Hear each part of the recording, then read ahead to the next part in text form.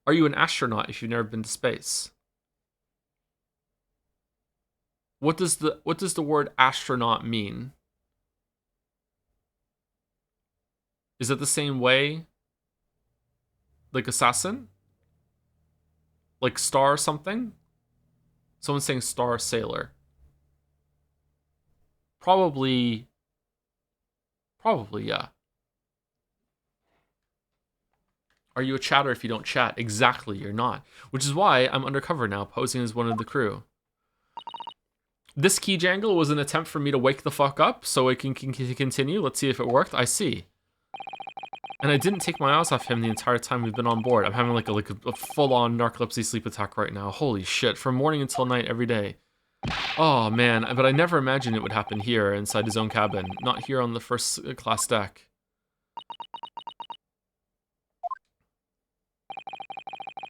I failed miserably at my assignment, and Asogi-san is dead as a result. I'm a disgrace. All I can do is humbly apologize. Inspector. Inspector Dipshit-san. So this is anything to do at all I can do to help now. Just say the word. Permission to investigate. We're doing what we can to investigate Kazuma's death ourselves. Could a coffee help? A coffee probably would help, but it's a little bit too late for coffee. If I drink coffee now, I'm gonna be able to get to sleep later tonight. So it's okay. Let's see if I can power through another hour. We're stopping an hour no matter what. But yeah, we'll see. I thought you might be. You didn't do it, did you? You're not the killer? Any luck catching them killers then? Of course not. Would you really like to investigate the cabin next door? Yes. So we need to be allowed out of this cabin. Oh, I'm sorry. What? You've been deemed a risk to the ship's safety. If you moved to even touch the handle of the cabin door.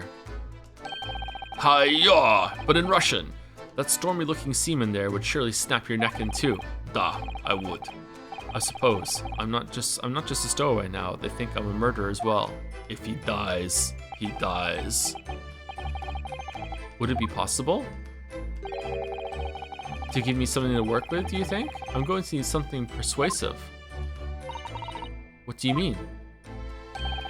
If I had a solid reason why the next door cabin should be investigated, for example, I'd do everything I could to persuade the captain to allow it. Really, I'd lay my life on the line if I had to. But I don't see how. There may be a way. What? Really? Think of how you tried to persuade me of your innocence, Naruhodo-san. By presenting me with a piece of evidence that you already had in your possession. Evidence? It's just the same as when you were in court. You must have done it many times during your trial. Simply select the present panel and choose some evidence that Inspector Hosonaga could use. So, evidence that would give us a viable reason to investigate the next door cabin, is it? Alright, yes. I think I might know what we can use. Let's see if I can present the detective with the evidence he needs to persuade the captain.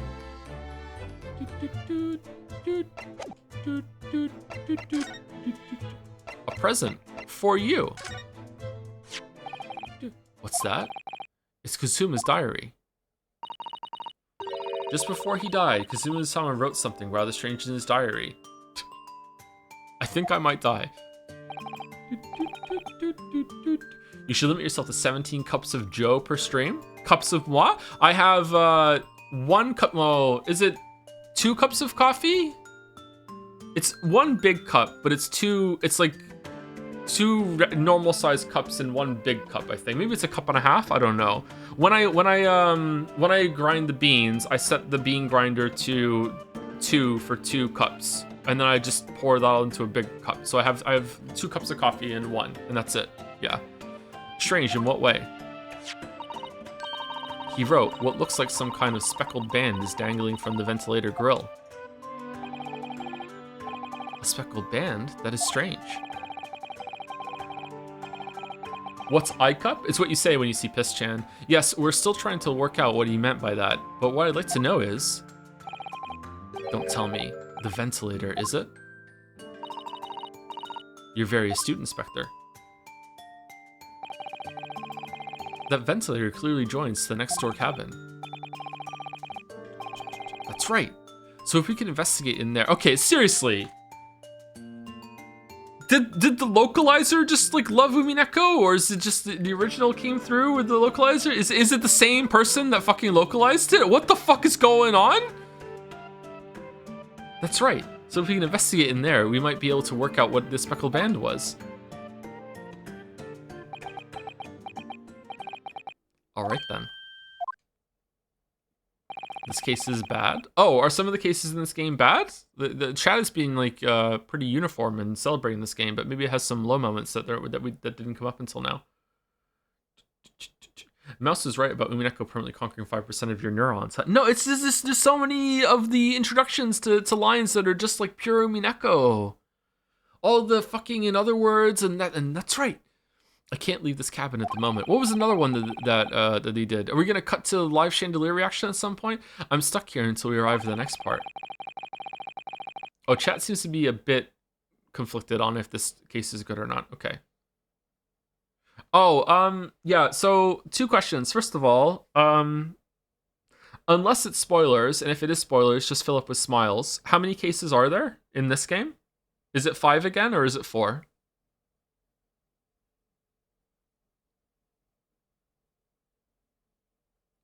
There are 5? Okay.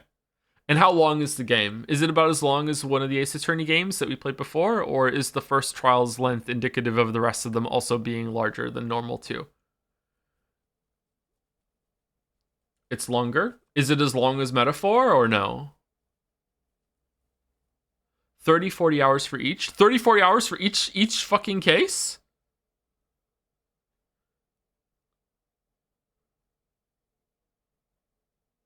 Each game. Oh, okay. The old chatter switcheroo. It's about 30, 40 hours. The second one is about 50 hours. This is a total for the 2 games. Oh, wait, what? Both games take about 80. Oh, okay. Thank you, Decagon Plus, the upgrade. Thank you, Rich, for 14 months. With Herlock Sholmes' emote. The new emotes are so cute. And also, yay, the great Ace Attorney. Oh, thanks. I'm glad you like them.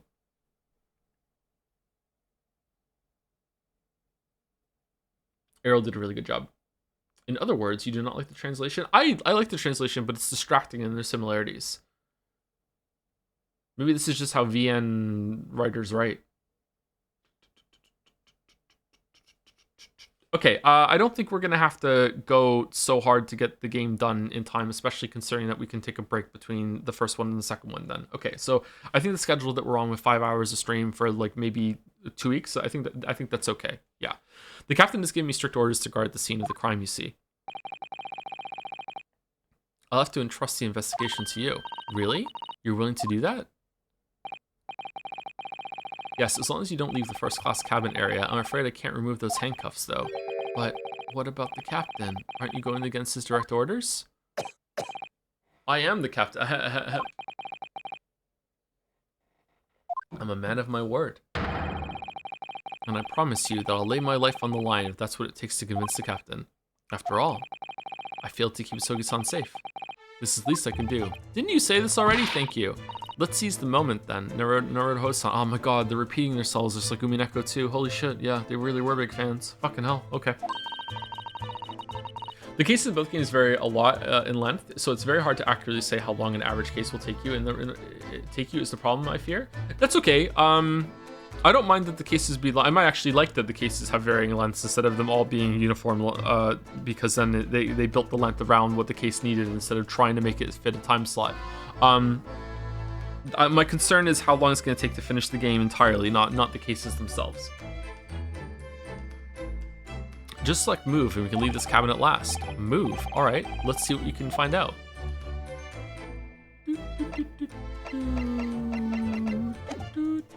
I like that we're just right into another case right away instead of having weird downtime between the end of the last one and this one. First class passageway. A cabin on the SS Buria and the scene of the crime. Kazuma was occupying this cabin for the voyage to Britain along with me as a stowaway. Passageway that connects the first class cabins on the SS Buria.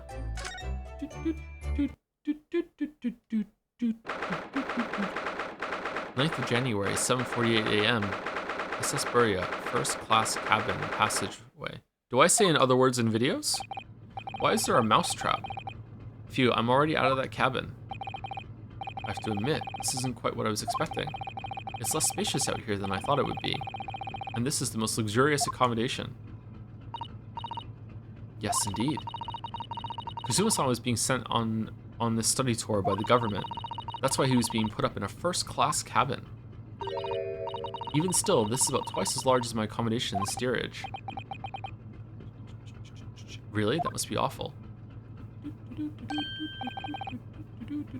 Considering the way you stream games, including digressions and distractions, I pencil in at least 80 hours for the full Great Ace Change duology. That makes sense, yeah. Yeah. Reading out loud also slows it down too. By a lot, actually. Oh, look over there. That's another crewman keeping watch, and he looks enormous, even if he is sitting down. The door next to him leads to the second-class accommodation. I suppose he's making sure that no one comes in here who shouldn't. I suppose, like people in handcuffs? Naruhodo-san, you look like a little boy visiting a toy shop for the first time. I would have thought you'd be used to the ship by now. We've been at sea for 2 weeks already. He's been stuck in the fucking wardrobe! Well, yes, I know, but the thing is, I was inside Kazuma's trunk when I first came aboard. And ever since then, I've been shut up inside that little wardrobe. It must have been a very trying time for you. Please, don't give me that pitying look. Ryu strikes me as the kind of person that would probably enjoy it, actually. Pared down his life. First class cabin number 1. Yes, that's our cabin. Not our cabin, it's Kazuma-sama's. Projected. Actually, no, I really need to go outside often. I like going outside. I need to go outside multiple times a day. I can't do it. I don't think I would do well confined to a room. When it comes to like keeping myself occupied and stuff, I can do well with small space. But I like to go outside and have breaks from the small space. Yeah, sorry. Your accommodation is confined to the wardrobe inside the cabin. You know how to make a stowaway feel small, don't you? As small as the wardrobe I've been calling home. Ironically, next good stopping point is like 2 hours. Well, we can stop in the middle of the investigation in about 50 minutes, right? I think it should be fine. These cabins are the finest on the ship. Unless the investigation is about to stop. My own cabin is steerage is number 539, by the way. 500 and... How many cabins are there? How fucking big is this ship? It looks big in the picture, but... a trap for catching mice. Yes, we have plenty of those back home in Japan. Chad, have you ever tried to load like an old school mousetrap? Oh my god, it's scary.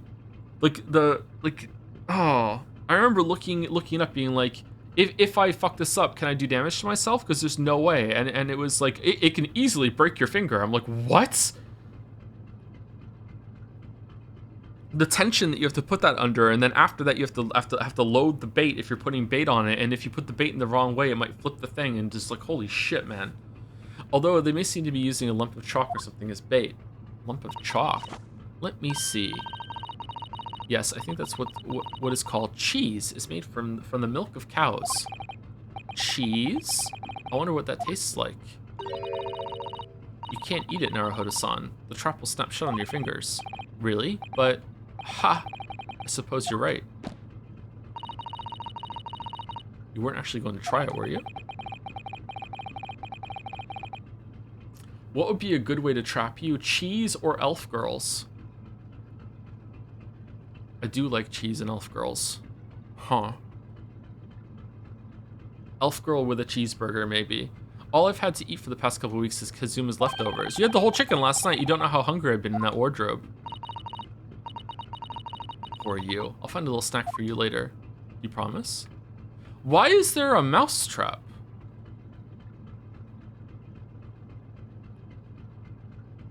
Are, like, mice at sea an issue on ships? Like, I guess they could get in there and just stow away and then start eating stuff. Yeah, huh, okay. That's interesting. What do you think this is? It's a very pleasing shape, isn't it? That's the emergency alarm. Oh yeah, the Black Plague, yeah, okay, yeah, I did know that already. Oh, I guess I forgot. Holy shit. Oh, I'm at the age now where I've probably forgotten more things that I've learned. Oh no, that's the emergency alarm. It's probably best not to touch it. Oh, an alarm. It says, press only in times of emergency. It looks as though it sets alarm bells ringing all over the ship and brings the vessel to a complete stop. What are you doing, Naruhodo-san? You mustn't touch it. But this is an emergency situation. Just look at these handcuffs. You know full well that's not what the alarm is for. If you were to bring this vessel to a standstill for no good reason, you'd be in an even worse situation. Ha! I wish everything would just stop. The ship included. Okay, I think I've passed the sleep attack. I was like legitimately falling asleep for about 10 minutes there. And my legs were doing the restless leg thing when I'm really, really tired, but I'm feeling a lot better now, so I think we're good. If you have to do something foolish, at least make it something that doesn't affect anyone else. Do I have this to look forward to? My colleagues depend on me for random useless info, and I wouldn't be able to beat it if my brain cells started rotting at 40. I don't know. For reasons that I do not want to get into, obviously. I'm under a lot of stress lately, and I don't know if that's just taking a toll on me or whatever. I don't know if it's just like lack of sleep lately, or I don't know. But I have noticed some ability of when it comes to recall. Has diminished in the past, I don't know, like couple months. I don't know. I don't know if it's just an ongoing thing. We'll see. But I used to be able to, like, I don't know, like maybe 5 years ago or so, I would forget something, and I would be able to just be like send like a message to my brain, like a request, and then, you know, in about 10 seconds or so, like the answer would just pop into my head. I'd be like, oh yeah, it's that. I can still do that, but I find that lately, sometimes I'm getting like just like a empty report. Like it just comes back being like, don't know. so yeah, I don't know if that's just because like just too much going on at once or whatever, or maybe getting older. I'm not sure, but yeah. Like I said, I think last week I asked Bill about it because Bill is older than me. Bill's about to turn 50. I think he turns 50 next year or the year after. And I asked him, is this just like, did you go through this when you turned 40 as well? And he was like, yeah, like your brain turns into mush a little bit around that age. So I don't know, but I've always had like pretty good recall. Maybe just too much going on, I don't know. But we'll see.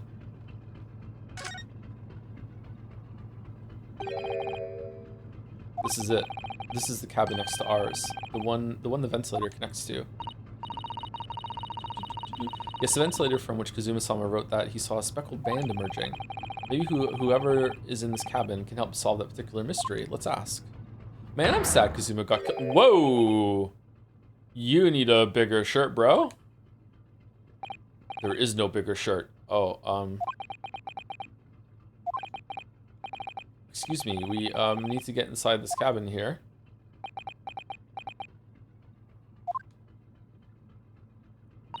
God, I wish I had arms like that.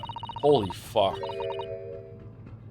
God damn. The sailors' eyes speak volumes. They're clearly saying keep out.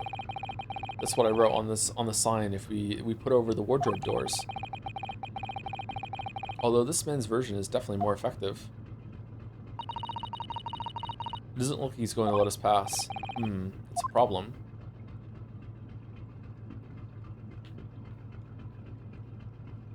Lift weights, bro. Chatter, I do! I just suck at it. My arms just won't grow. This looks like a plan of the SS Buria. It shows each deck. The Buria is a large-scale steamship with a triple-skinned hull. What a marvel of engineering. Who knew? Well, it's been playing on my mind for a while now, actually, but how is that such a huge lump of metal? How is that such a huge lump of metal doesn't just sink at the bottom of the ocean?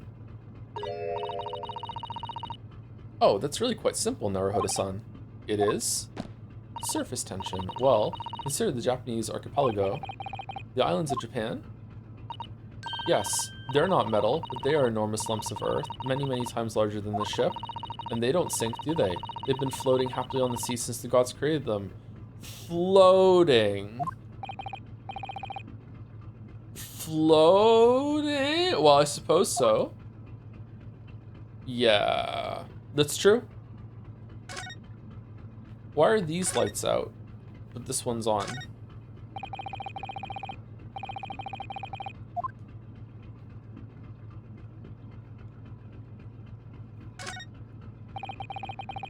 There's a huge book on top of the table there, and there's a pen next to it. Yes, that looks like the ship's log. Shall I have a little look through it? Little cheeky look-see? Yeah? The writing's so neat and precise. Every detail about the voyage has been meticulously recorded. You wouldn't expect a rough and ready sailor to have such beautiful handwriting. And no, nothing. No reaction at all. I thought he might appreciate the compliment. You've misjudged him. I'm not sure that rough and ready is much of a compliment, Naruto-san, even to a sailor. No, it's probably one of the biggest compliments you could pay to a man. Absolutely. Anyway, last night's log is mostly blank. I would melt. Presumably that means that it was nothing ready to report.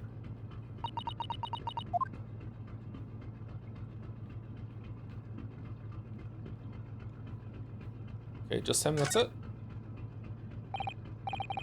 Excuse me, but could I ask you something? You little stowaway murderer! You fucking murderer! That wasn't a good start, was it? Alright, let me try instead. Good day, Mr. Sailor. It's the problem with the Kingdom Deliverance 2 streams, is people want them back expecting there's gonna be more you fucking murder shenanigans, but it's not. It's just gonna be the main story for the whole fucking rest of it. Nothing like that is gonna fucking happen. Good day, Mr. Sailor. I'm so sorry to trouble you, but could I perhaps ask something of you? You little third-class ladies' maid? Whoa, why are you so mean? Oh, we seem to have caught the sailor on a bad day, Suzy-san. But I am not a sailor. My mother gave me a name. I am senior crewman, Biff Stroganov. Phew. The best thing is just to avoid eye contact, I think.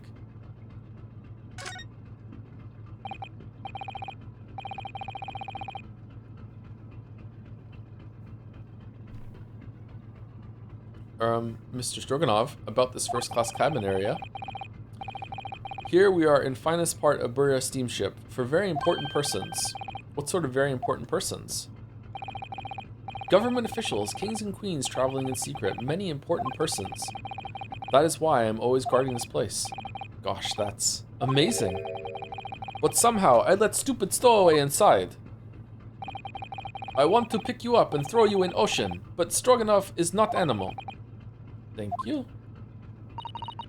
If I may, I was wondering, is the cabin next to Mr. Sogi's currently occupied? Da. Ah. Da. Da. Haha. Suzy-san, do you understand that? It sounded like da. I think it's probably Russian for yes, or no. Genius. It is not permitted to visit other cabins without invitation. It's kind of becoming fucking Von Karma. Well, it sounds like there's somebody in the next door cabin at least. Yes, it's tantalizing.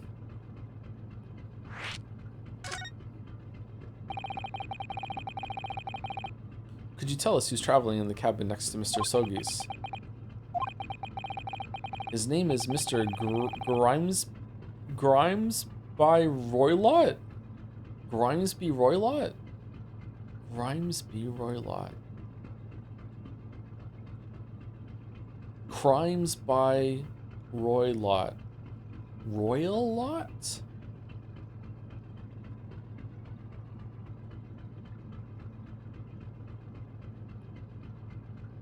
I'm not seeing a joke there.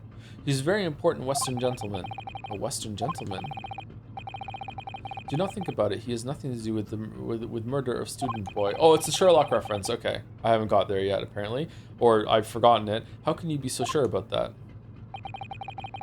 Mr. Roylott is authentic Western gentleman. Such a man would have no interest in lowly student from insignificant Far East Islands. That was harsh. Can you tell us when Mr. Roylott came aboard? That is not your business.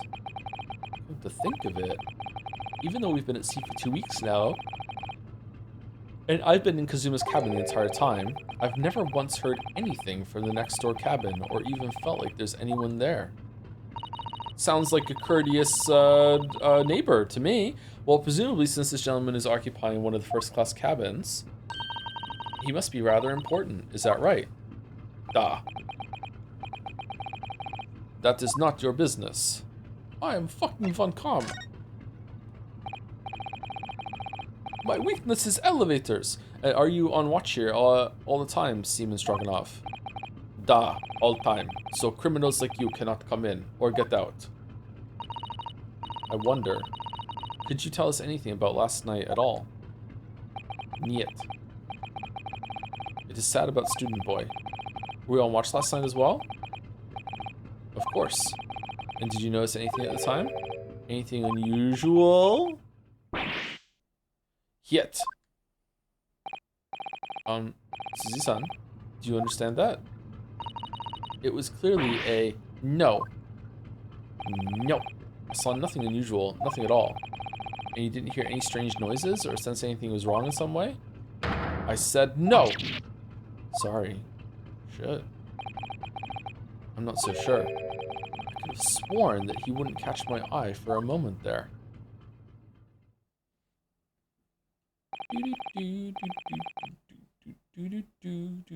Oh, his scarf is like a fish. It even has like a gold pin for the eye. That's neat. This is enough. I cannot say more now. Oh, it is time for me to report to Captain. You must return to cabin. Yes, alright. Bulkhead is second-class area. Bulkhead to second-class area, staying locked at all times. You escape when the lobster whistles on top of the mountain, or as English say, when the pigs fly. Yes, I understand.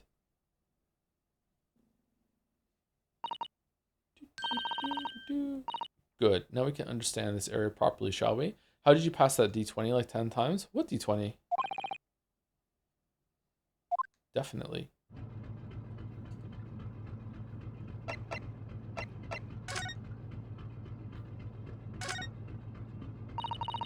That's the way to the second-class area of the ship. Is something wrong? I was thinking about making a run for it, just for a moment. Things aren't exactly going well for me. I might be wrong, but I imagine the moment you reached for the handle of the door, that burly seaman would surely shoot you dead.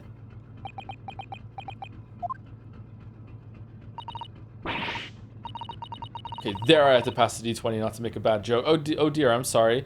Perhaps I went a little too far there. I didn't. And that's progress. No, I started it with my talk of running away. And there's no way I could run away while Kazuma's death remains a mystery anyway.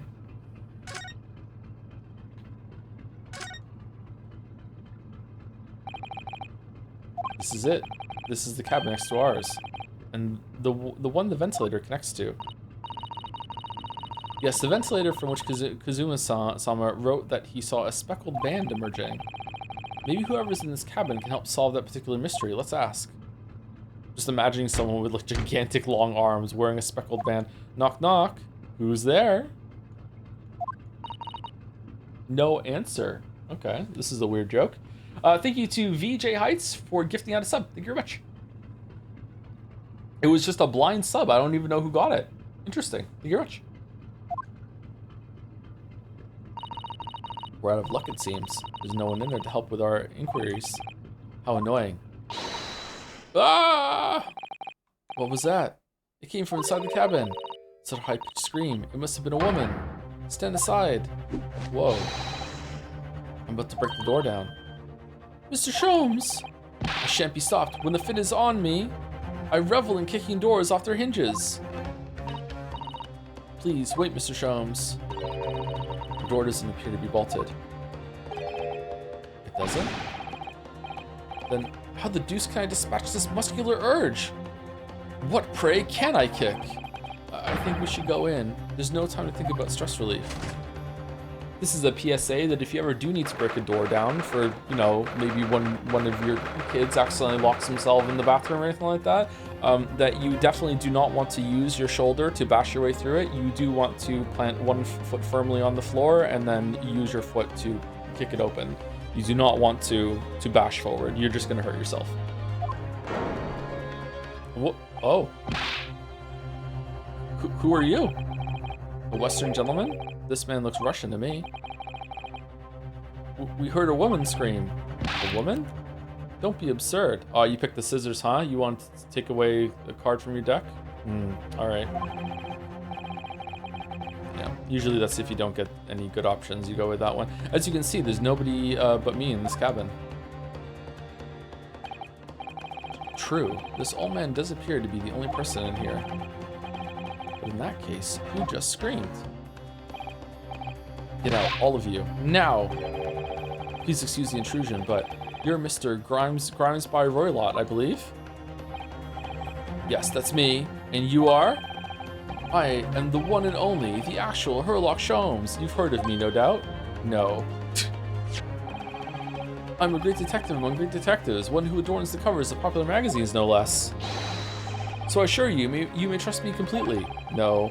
The man uses that magazine like a business card. I'm a detective. A detective? I do not trust detectives. We distinctly heard a scream emanating from within these walls. But there wouldn't appear to be a lady concealing herself within the wardrobe this time. So might I be so bold as to ask you to open that small traveling case? What? Don't be stupid. How could anyone fit in a small trunk like that? A contortionist might be in there. Well, it's quite fashionable these days, is it not? Travel inside one's trunk. Don't look at me. Wait, really?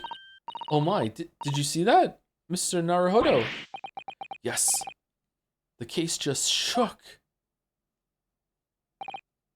Leave now, otherwise I'll call the steward. So this is Kazuma's neighbor, Mr. Grimes by Roylott. Thank you, Phoenix Fury, for giving us up to Herlock Sholmes. Who's that? I need to know. There's no doubt about it. This strange Russian man is hiding something. I couldn't agree more. Let's see if we can find some clues before that burly sailor returns.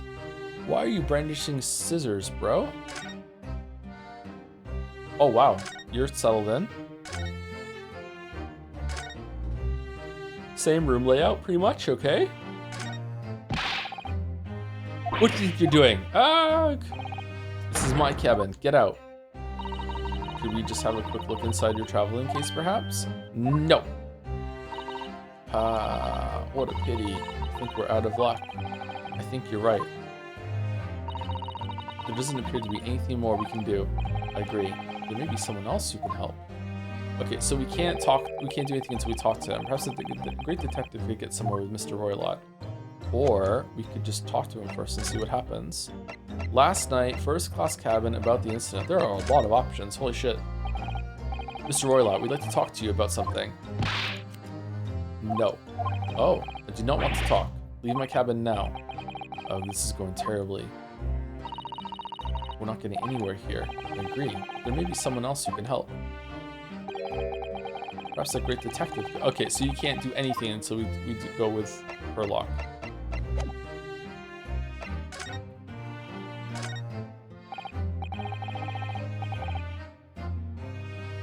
Do you have a moment, please, Mr. Sholmes? You need only address me as Sholmes. Sholmes. That's what I just did, isn't it? You said Mr. Sholmes. Well, Mr. Sholmes, what were you doing in there? Why, I was resting, of course. Resting? Indeed, I was contemplating our sea voyage from the confines of the wardrobe whilst waiting for the inevitable time that you would need to call my great powers of detection into service. Oh my god! And it would seem that the hour is upon us now. The time has come. Am I mistaken? Well, no, actually, you're spot on, for once.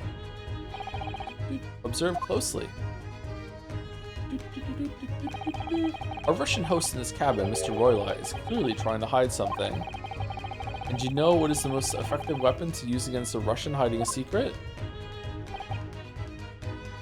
I'm not saying shit. Why, the truth, of course. Yeah, though it should be pointed out that such methods are not exclusively for the Russians. Right. Can you imagine how the Russian will react when the secret he guards so closely is exposed? Would you like to witness it?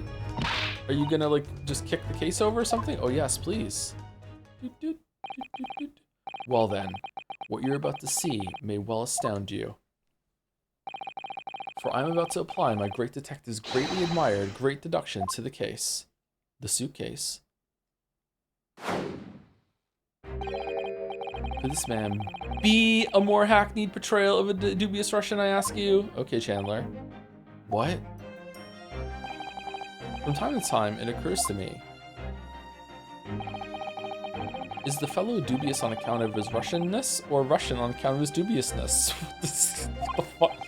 I really don't think either of those things should be occurring to you, or anyone. Are all Sonic fans weebs? Or are all weebs Sonic fans? That's right, and Mr. Sholmes. I know this man's beard and dark glasses are hard to ignore, especially on first meeting, but I once read, it is a capital mistake to theorize before you have all the evidence. It biases the judgment. Shh, I must have complete silence. What are you doing? Why are you peering at my face like that? Just as I thought. Yes, I have quite made up my mind now. There can be no other explanation that accommodates all the facts. Mr. Roylott, I have reached two incontrovertible conclusions. What? What do you mean? Number one, you are holding scissors. Your true identity is that of a villain. Using those shears, you're about to end the existence of something most dear. Are you not? Your beard? Huh? And number two, the other conclusion I have drawn. It doesn't quite look like him, but the beard is the same, but maybe it's just that the art style is a bit different. I don't know. It's definitely, if it's not him, it's definitely designed to look something like him. And number two, the other conclusion I have drawn. You are, at this very moment no less, in the midst of committing a most grievous crime. Beneath that beard, your mouth quivers with nervous tension as you realize you have been discovered. Every detail matters, does it not? Arg. Oh, Naruhodo-san, I never imagined I would witness one of Mr. Sholmes' great deductions with my own eyes. That was a great deduction? Great deduction. Nothing can deceive Mr. Sholmes. In a single glance, he can deduce all there is to know about a person. What? What ineffable twaddles. Oh yes, I've read about it countless times in the adventures of Herlock Sholmes, and now I've experienced the astonishing impact of his great deduction firsthand. This is like a dream come true. I can hardly believe it, but all the color is drained from Mr. Roylott's face. It looks like somehow both of Mr. Sholmes' conclusions were right. How? How could you? How could I possibly know such things? You wish to say? I'm a bit of an empath. Very well then, I shall elucidate. He loves that word. I shall explain how it was that I arrived at this pair of conclusions. So I do cordially invite you upon a journey of logical discovery. Let us board the train of reasoning. Imagination. Excavation. Imagination. What was it? It was the fucking like detective taxi, driving around and shit. Here we go. Oh, chat's excited. Put plainly, let's work through my deductions together. Okay. The great deduction. The game is afoot. Topic 1. Old man's identity. Conclusion. So devious looking Russian, Mr. Roylott. Obviously what catches the eye in the first place. Does he have a paper stuffed in his pocket? Is the enormous pair of shears in your hand? Now we may ask ourselves, what could you possibly want with such an implement? Did you find the real guy from the paper and cut his beard off and glue it to your face, and that's why you had the shears? But there was no glue on the ship. Did you also make it out of rice paste that we did? The answer, of course, is staring us in the face. You were on the verge of using the shears to cut away the copious beard you sport. And now, moving on. The question then begged is this: why would you desire to rid yourself of this magnificent beard, Mr. Roylott? Once again, the answer is plain. We have clear evidence to shed light on the matter. Regard, if you will, this morning's newspaper, in particular the fascinating front page article, which it would appear you have read also, Mr. Roylott. Oh, that's what's in his pocket, okay. I'm sure it needs no further clarification. The evidence that reveals your true identity is the article about the revolutionary.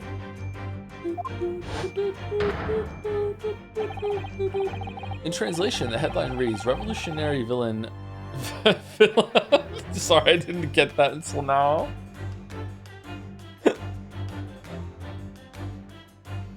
Hold on, someone show says you are a villain. Did this guy hear the name villain? Is like, how did you know? Thinking his disguise was working? Villain Bolshevik flees Russia via Shanghai. As you cannot fail to observe, the subject of the article possesses extremely copious beard. Having known the article yourself, you decided to remove your incriminating facial hair before it gave you away. In short, Sumari, your true identity is beyond doubt. You are the fearsome Russian revolutionary himself, Villain Bolshevik. Not that I've heard of you myself, you understand. A revolutionary on the run. Topic 2, wrongdoing. Now, as for my second conclusion, it's like a Nintendo Switch ad. You are, at this very moment, on the brink of committing a most grievous crime. And the proof of this crime? Over there. Oh yes, Mr. Roylott. Taken unawares, people have a propensity to let their eyes stray, you see. Ah! And I assure you, the eyes speak so much more eloquently and honestly than the mouth. The answer we seek lies where the furtive glance falls. Pygmy? The proof of your crimes is before our very eyes. Yes, that traveling case. It is time, I think, the case be opened and its contents laid bare. No, I refuse! What could you possibly be concealing inside, we ask? By my estimation, a young lady, perhaps. One slight enough to fit therein. Don't be absurd. And what, pray, would be the identity of this young lady in the traveling case? Dear me, we are not well suited to a life of crime, are we? Your careless coup d'oeil betrays you. Dioil betrays you. Oil of Olay? Once again, we need only follow your furtive glance to find the answer. Yes, the reason you refuse to open your traveling case can be equally found in the pages of this newspaper. For there is another, most stimulating article. Fucking okay, Yoda. If we turn from the fleeing revolutionary to the back page,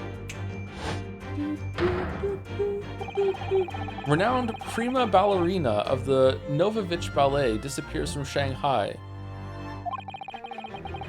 Such a headline can lead us to but one conclusion. Oh, look at the pose she was doing in the other picture. Holy shit. Your crime is that of abduction. And according to the article, I think your crime is sorry. Again, it's a joke for me. According to the article, the young lady's name is Nikolina Pavlova. Kidnapping of a young ballerina.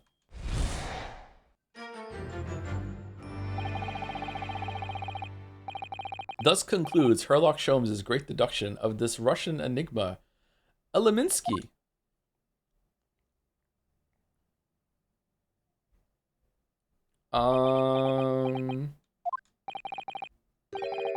Suzy-san, that wasn't one of the greatest deductions I've been hearing so much about, was it? Well, stories are full of Mr. Sholmes' brilliant deductions, you know. But that did seem a little different somehow. Ooh, excuse me, Mr. Sholmes. Could you come over here a moment? Pray, what can I do for you? It's about your deductions. Would you mind? Not at all. Go on. Well, to start with, there's the newspaper article. I think we had the same discussion before, but These two men look nothing like each other. Yes, I recall our discussion earlier, and at the time, I believe I told you that the man is a revolutionary, well able to revolutionize his own appearance. In fairness to Mr. Sholmes, Mr. Roylott does look more like this man than you do. That's not the point. And another thing, the part about him abducting the ballerina. Indeed, a truly startling revelation. At first glance, the case would appear too small to accommodate a young woman. Not just at first glance, it is too small, clearly. You'd be lucky to fit a 5-year-old child into that case, even if you pushed really hard. I don't suppose the missing ballerina is a 5-year-old child, is she? You mean you don't know? The young lady is 15. No, I didn't know. How could I? Well, if she's 15, then 10 years worth of her would be poking out from that case. Some years ago, I read something pertinent, I believe. A troop of men consuming vinegar daily in order to promote a certain litheness in their bodies. Ugh, vinegar. For such a sour bunch, it would surely be simplicity itself to contort oneself into the confines of that small case. Oh dear, you might be thinking of contortionists in the circus, Mr. Sholmes. I was thinking that earlier too. Ugh, this whole thing is turning into a circus. Joe Locke Holmes. Mr. Naruhodo, something's occurred to me about Mr. Sholmes' deductions just now. It's their shit. I think his powers of observation are, well, magical. His eyes cut to the heart of the matter almost instantly. It's just where he directs his attention and his logic that seems a little off. Your idea of a little may be a little off itself, Miss Susie. It's just one or two key words in his deductions that seems to have let him down. So I was wondering if we might perhaps tactfully switch them for alternatives. What do you think? Switch some key words in his deductions? Yes, but very tactfully. I feel sure we could do that. Still in handcuffs, by the way. Alonzo's dead. We'd unlock the true genius of Mr. Sholmes' great deduction. Precisely the thought that was going through my own mind. This man is a lot of work. At times, I wonder how anyone puts up with me. It's not that funny. And you, my good fellow. Sorry. Take a moment to look at your wrists. My wrists? What? Where are your handcuffs? When did that happen? How did? I felt it may hinder your ability to follow me in our dance of deduction. I don't believe it. Mr. Sholmes, you are a marvel. Don't worry, I shall restore the shackles to your wrists when we are finished. I'm not worried. In fact, I'd rather stay like this. When did he do that? So, let us begin. So there is magic. Herlock Sholmes is proud to present his Logic and Reasoning Spectacular. Course correction. Hold it, Mr. Sholmes. Is Sholmes going to tell us that we would also make a great detective, maybe even better than him at the end of this, and then he's going to die at the beginning of the next case? So the dubious-looking Russian, Mr. Roylott, obviously what catches the eye in the first place. It's the enormous pair of shears in your hand. Now when we ask ourselves, what could you possibly want with such an implement? The answer is, of course, sort of staring us in the face. What am I supposed to do here? You're on the verge of using the shears to cut away the copious beard you sport. I'm not sure. Would you really use shears like that to cut off a beard? Yeah. You would start with scissors for sure. You're not just gonna take a blade to it and then you're gonna trim it down with scissors before. Like, I mean, there's probably other methods to do it, but yeah, you would absolutely use scissors to start. I think, yeah, you got to, right? Unless there's an implement I don't know about. I'm convincing myself more of this as we go on. I doubt that's something I'll ever have to worry about. It doesn't sit quite right with me though.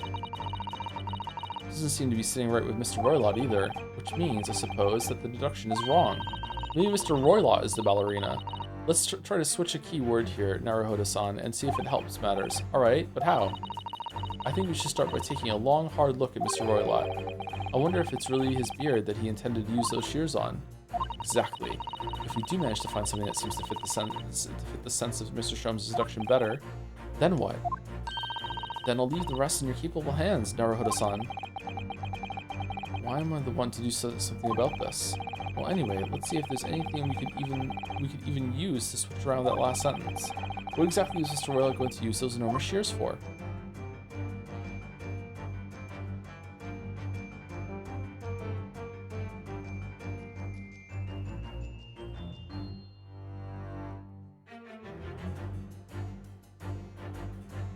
Golden locks? Oh, it is her. Okay, so she has a full mask on then. Is she just putting on like a really deep voice then, or what? What's this? It looks like a cascade of stunning golden locks. No, the color is not the point. The point is, what's it doing on the back of Mr. Roylott's head? And how is it growing out from underneath his thick black hair? Well, yes, that's true. So it's stunningly beautiful and stunningly surprising. Something's definitely not right here. Okay, well, I think it's that.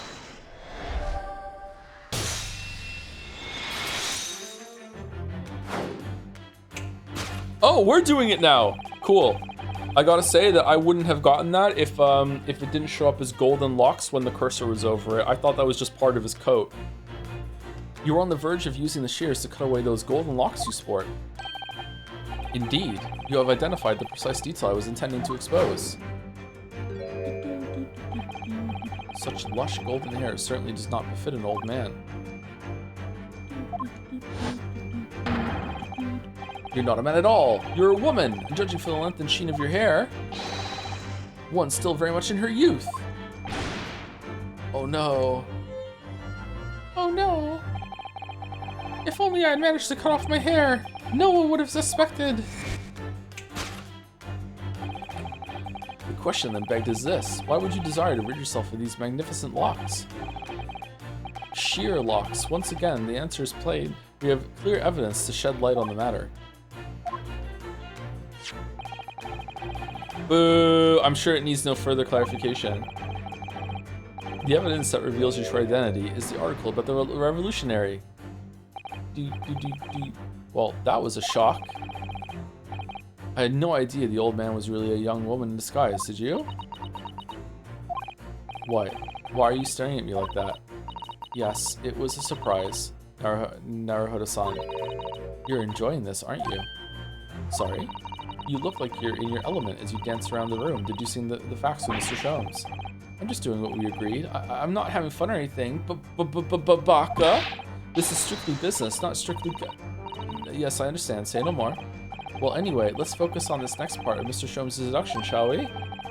The evidence that he's picked out doesn't fit the facts at all now.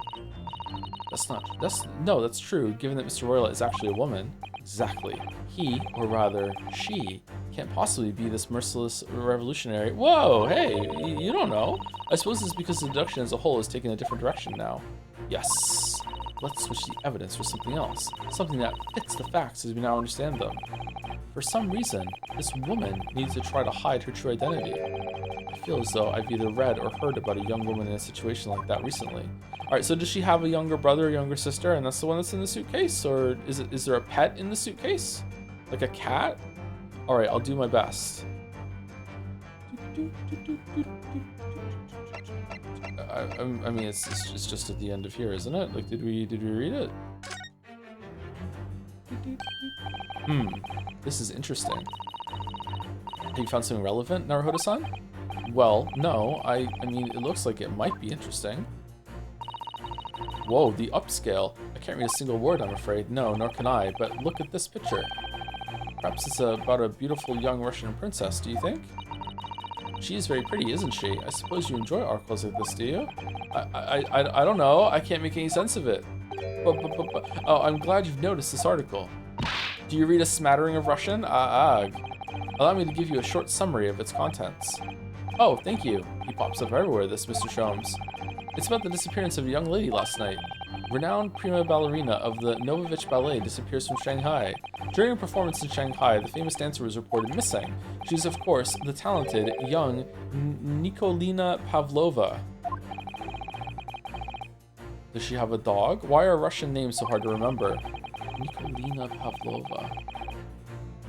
Is the Lena just a ballerina thing, or what? It would appear that the woman was in costume when she was found to be missing from her dressing room, wearing the diamond tiara you see pictured, which is worth some 20,000 rubles. Oh, how much is 20,000 rubles? I have no idea, but I'm quite sure it must be an unbelievable sum of money. Shizado-san's eyes, $7, are shining like diamonds themselves. The tiara is the property of Novovich Ballet. It would seem the director is beside herself with worry.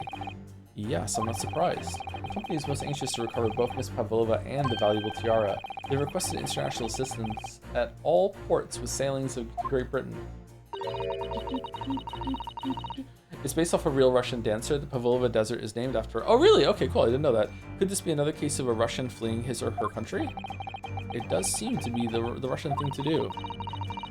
I'm not even going to dignify that with a response, Mr. Naruhodo. They're Russian to leave. Court record. An article on the back page of the Russian newspaper. The headline reads, okay, so now we have a second one in the thing? Yeah. Yes! The evidence that reveals her true identity is, of course, the article about the ballerina. That's right. You've hit the nail on the head. Renowned prima ballerina of the Novovich Ballet disappears from Shanghai. I gotta say, I'm surprised that Sholmes is just like taking this in stride. Like he's being corrected, everything he just said was wrong, but then we come over and do more and he's just like, yeah, that is it. Yeah, sure, let's just go. He's just going with the flow, man.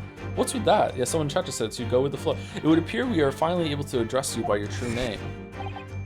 Yes, because your true identity is that of the Novovich Ballet's prima ballerina.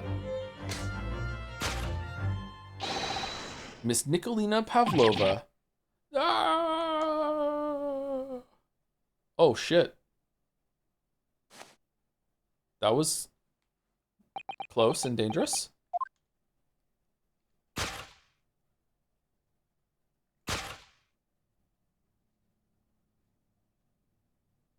Oh, cool earrings. Oh, is the hat yours? The hat stays on? Okay, you're right. My real name is Nina. I mean, Nikolina Pavlova. But please, I beg you, don't tell anyone. A ballerina on the run.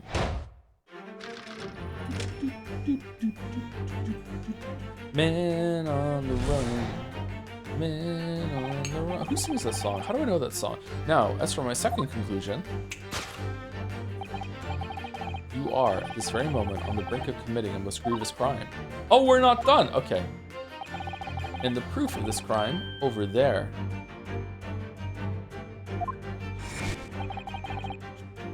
Oh yes, Miss Pavlova. Taken unawares, people have a propensity to let their eyes stray, you see. And I assure you, the eyes speak so much more eloquently and honestly than the mouth. The answer we seek lies where the furtive glance falls.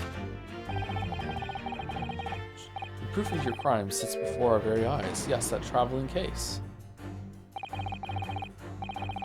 This woman is the ballerina, and she's right in front of our eyes. So clearly she can't be inside that traveling case as well. No, that's right. It seems she wasn't abducted at all. In which case, what is the crime this young woman is apparently committing?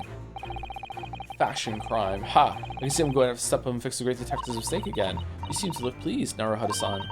Do you like the idea of another chance to dance around with Mr. Sholmes? Stop it. Anyway, there must be something else here that shows what this woman is up to.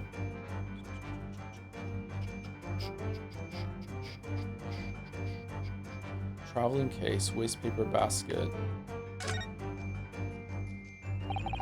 It's a very small case, isn't it? You can see instantly that no person could possibly fit inside there. So does that tell us that Miss Pavlova's telling glance in this direction was focused on something else? If that's true, though, it doesn't make sense. What do you mean?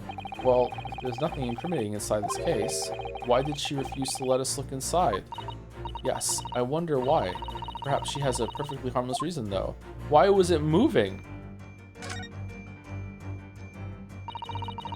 The waste paper basket? Let's have a little look inside. A little look-see-doodle. Naruhodo-san. It's poor etiquette to go sifting through someone's rubbish, you know. Ugh, those eyes. She's looking at me like I'm a piece of rubbish now. However, these are special circumstances, I think. Exactly. We have no choice. Excuse me. There's hardly anything in here at all. Oh, well, that's a little disappointing. Oh, that really wasn't it? Oh.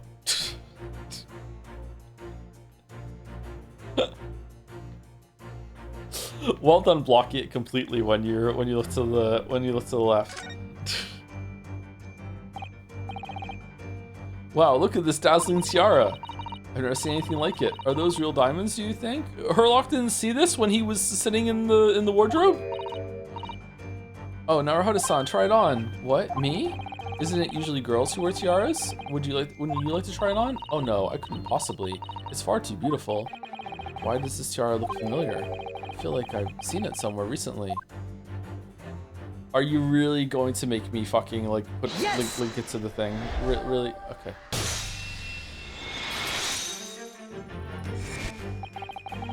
The proof of your crime is surely this tiara. Ah! I believe this tiara is worn on stage by dancers in the Novovich Ballet, is it not? Indeed. Okay, it's not going to make me do it. Okay, that's good. Indeed, it would appear to be identical to the tiara pictured here in this newspaper article. What the fuck is this Genshin Impact sprite of this object here? And if the reporting is to be believed, it's an item worth 20,000 rubles. In summary, the crime you've committed is theft. Oh no! Yes, you left your ballet troupe, unlawfully taking their precious tiara with you. Fuck! You just killed me. Slain.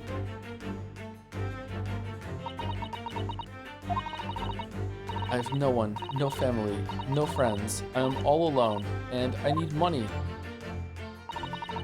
But I did not steal the tiara. It was a present from, how do you say, an Earl of Prussia. It belongs to me. That's just fake Russia. This girl is only 15 years old, and she's run away all by herself. She must have been extremely lonely.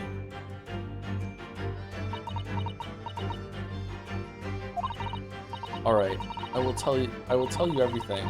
There's no point in hiding it now. Come, let's not be hasty. What? What's in the suitcase? There remains one unsolved mystery about you. Mystery? What do you mean?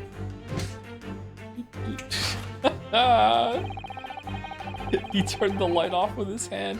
You have staunchly refused to open this traveling case of yours in our presence. Is it reasonable to conclude, therefore, that there exists some reason why you'd wish it to remain closed?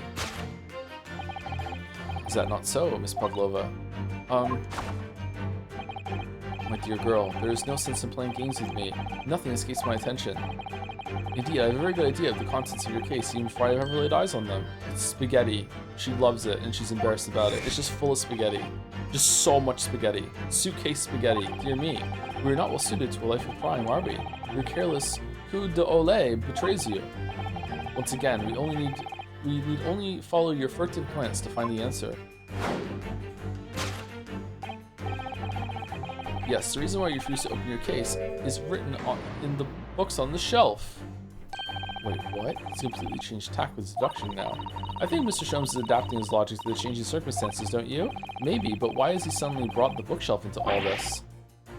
It's just a wild guess, surely. Isn't it kind of disrupted in the same way that ours was on the other side? Oh, do you think so? Well, it doesn't seem likely that the reason why this young woman doesn't want to open her case is to be written in a book that doesn't even belong to her. Yes, that's true, but still... Miss Pavlova certainly didn't cast her eyes in that direction. I noticed it myself. Then there has to be another reason why she won't open her case. And it must be somewhere in the same area, if that's where her gaze was involuntarily drawn. I agree, that's the only answer. Whatever she has hidden inside that case should be revealed by following her gaze in the direction of the bookcase. And she didn't hide the tiara in there at all or anywhere? Small picture. My god, what beauty. This is a charming little picture, isn't it? What is it? Someone climbing a steep mountainside? Or descending one, it seems to me. When you've been on the flat sea for a while, maybe you start seeing hills and mountains and everything.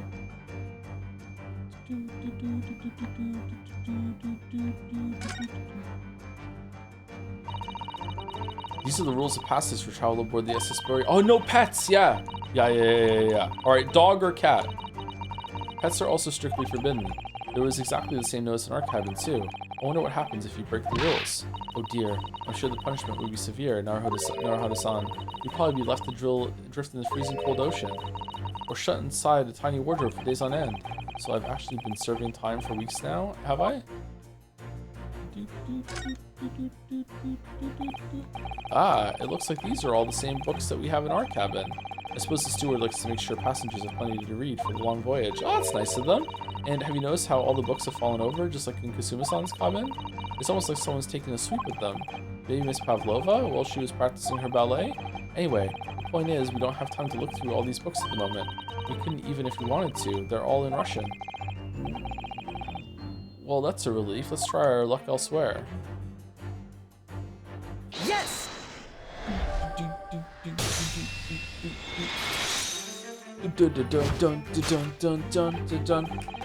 Yes, the reason why you refuse to open your case is written in the rules of passage. Passengers must not keep weapons or other dangerous objects in their cabin. Pets are also strictly forbidden. Inside that case of yours is something forbidden from the carriage on this vessel. That is the real reason why you refuse to open it, thus revealing its contents.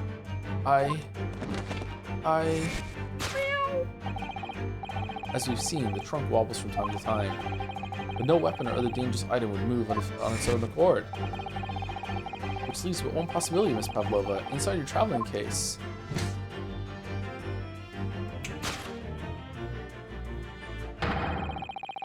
Is the last item listed as forbidden in the vessel's rules of passage, a pet. Fuck! Is this flirting?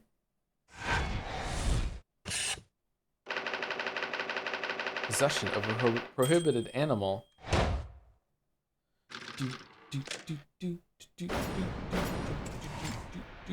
She's 15. Chatter! Are you lost? The men are flirting! Are the men flirting? So clearly, you aren't who you said you were. No, I am certainly I am not Grimsby Roylott. My real name is Nikolina Pavlova. Everything you said was correct. You absconded during one of your ballet company's performances in order to escape your homeland. Later that same night, you stole aboard this vessel. This is the perfect stopping point. Oh, is this conversation gonna go on for a while? I thought we were gonna like go back to free roam, like maybe in 5 minutes. Should we stop now, or should we stop or should we go a little longer? For a little bit? Okay, let's stop here then. I mean, we just discovered something, but yeah, but I don't know if like, are we done with the free roam? I thought maybe we might go to one other location and we'd be able to get out of it here, but it's fine. We can stop here. I'm not opposed to that. I'm just happy that I was able to finish the stream shift fully, because I thought I was gonna have to bow out an hour ago. I was so tired. It was just hitting me in waves, man. I don't know if it was showing. Anyway, so yeah, pretty fun. Structurally, it seems to have some of the same problems as the first games did, which is that when it comes to like letting you off the leash and you just go around and looking at things, I can find that sometimes I would just rather it be streamlined and they just had conversations going through it, and there is some repetition, that sort of thing. But that's fine. It's definitely bogged down a bit by me having to read everything out loud, which is like drawing it out a little bit. But yeah, I'm enjoying the tone very much. But I think it could be a little quicker, yeah. I'm happy though that it went straight from the end of the first trial to the beginning of the second story right away, and it wasn't like this, oh oh, Phoenix, what are we gonna do? We don't have any money, and you owe me, you're gonna have to buy me 10 fucking hamburgers, and no, what are we gonna do today? And look at this newspaper that's totally not gonna be about the next case, but it might be about the next case, and oh no, and also I'm going up to the shrine, and oh, I just got a letter, and oh, the sky is blue, and so am I, and oh, here we go, oh, Phoenix, what are we gonna do tomorrow? Let's go to sleep, and let's go to the restaurant. Like, it's not that fucking bullshit. It's just right into the next one, right? Also, I also found that going to the prison and having to speak to the client was also slowed it down too. So yeah, we'll see. We'll see how it goes. Maybe it's gonna start that later, but yeah, I like to just jump right into it. Anyway, anyone available to raid or no? My son. But the toilet cleaning is the key story point. Was that the game that had this the toilet is clogged again? Patho tomorrow, you say? Yes, we're doing Pathologic tomorrow. We're finishing it. It should be a shorter stream tomorrow. So maybe afterwards we'll do like a cheeky Slay the Spire run or Mugenics, or we'll just call it early if I'm tired. And then Saturday, Mouse and I are doing a stream. I think we're starting around my usual time. I'll do a ping in Discord when we're live. It might be a little later, it might be a little earlier. I don't know exactly when the time is, but it's going to be around the time that I usually stream on Saturday. And then I'm off on Sunday, and then on Monday I'll come back and we'll do a Greatest Attorney for 5 days next week, Monday through Friday. And I don't know, we're probably not going to start Patho 2 next week. I think I'd rather give it a week break. Yeah. Probably 2 p.m. Mountain time, so it might be an hour later, okay. Streamer Barry is streaming Greatest Attorney 2. I don't know who Barry is. What about Saturday next week? I probably won't stream Saturday next week, but we'll see.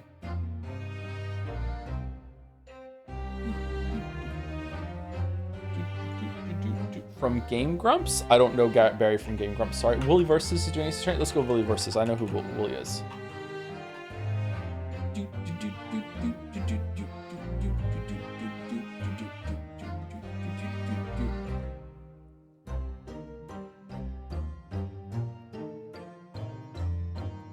Hey, I'm Grump. I'm not so Grump. Pathologic 2 in 2 weeks then? Probably. We'll see. I don't know. If I'm finding Ace Attorney streams just exhausting, then I'm not going to start Pathologic 2 until I'm done with the first part. I don't know. We'll see. So far, these have been very draining, but I'm also on a really bad schedule. So, yeah, I haven't gotten to the gym in a few days either, and I feel better when I go to the gym. And just, yeah, it's been pretty bad. I haven't been eating very well or very regularly even either. I'm going to go and make some food right now, actually. I'm gonna make some chicken things in the air fryer. Patho would seem like it'd be a lot more reading. I don't know. I don't know if Pathologic 2 is the same as Pathologic 1, but yeah, it was a lot of reading. Thank you everyone who gave bits and subs. I think I said thank you to everyone. I think I got them as we went through. And that's it. Raid's going through. I'll see you tomorrow for Pathologic if you're gonna be there for that. It's gonna be the ending. No more Pathologic 1 ever. I'm really excited, actually. It's kind of worn out welcome a bit, but it was pretty good last week, though, I gotta say. And then, yeah, looking forward to more of this on Monday. See you later. Have a good weekend if I don't see you tomorrow.